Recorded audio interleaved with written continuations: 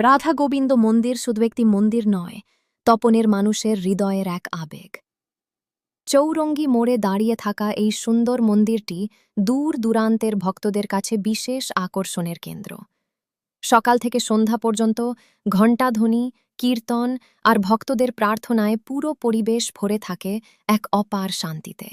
অনেক মানুষ বলেন, এই মন্দিরে একবার এলেই মন আর প্রাণ দুটোই জুড়িয়ে যায়। বিশেষ করে রথযাত্রার সময় রাধা গোবিন্দ মন্দির যেন এক উৎসবের রাজ্যে পরিণত হয়। চারদিকে রঙিন আলো, ভক্তিমূলক গান, প্রসাদের সুবাস আর মানুষের আনন্দে পুরো চৌরঙ্গী মোড় জমে ওঠে। ছোট ছোট দোকান, খেলনা, মিষ্টি আর গ্রামের মানুষের হাসি মুখে রথের মেলা হয়ে ওঠে এক মিলন মেলা। রথ টানার সময় হাজার হাজার মানুষের কণ্ঠে ধ্বনি ওঠে, জয় রাধে, জয় গোবিন্দ। সেই মুহূর্তে মনে হয় ভক্তি আর আনন্দ একসাথে মিশে গেছে। শিশু থেকে বৃদ্ধ সবাই এই দিনের জন্য সারা বছর অপেক্ষা করে থাকে। তপনের এই ঐতিহ্যবাহী রাধা গোবিন্দ মন্দির আজ শুধু ধর্মীয় স্থান নয়, মানুষের শান্তি, ভালোবাসা আর মিলনের এক পবিত্র প্রতীক। রাধা গোবিন্দ মন্দির শুধু একটি মন্দির নয়, তপনের মানুষের হৃদয়ের এক আবেগ।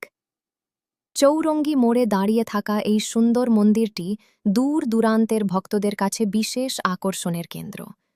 সকাল থেকে সন্ধ্যা পর্যন্ত ঘণ্টাধ্বনি, কীর্তন আর ভক্তদের প্রার্থনায় পুরো পরিবেশ ভরে থাকে এক অপার শান্তিতে। অনেক মানুষ বলেন, এই মন্দিরে একবার এলেই মন আর প্রাণ দুটোই জুড়িয়ে যায়। বিশেষ করে রথযাত্রার সময় রাধা গোবিন্দ মন্দির যেন এক উৎসবের রাজ্যে পরিণত হয়। চারদিকে রঙিন আলো, ভক্তিমূলক গান, প্রসাদের সুবাস আর মানুষের আনন্দে পুরো চৌরঙ্গী মোড় জমে ওঠে। ছোট ছোট দোকান, খেলনা, মিষ্টি আর গ্রামের মানুষের হাসি মুখে রথের মেলা হয়ে ওঠে এক মিলন মেলা। রথ টানার সময় হাজার হাজার মানুষের কণ্ঠে ধ্বনি ওঠে, জয় রাধে, জয় গোবিন্দ।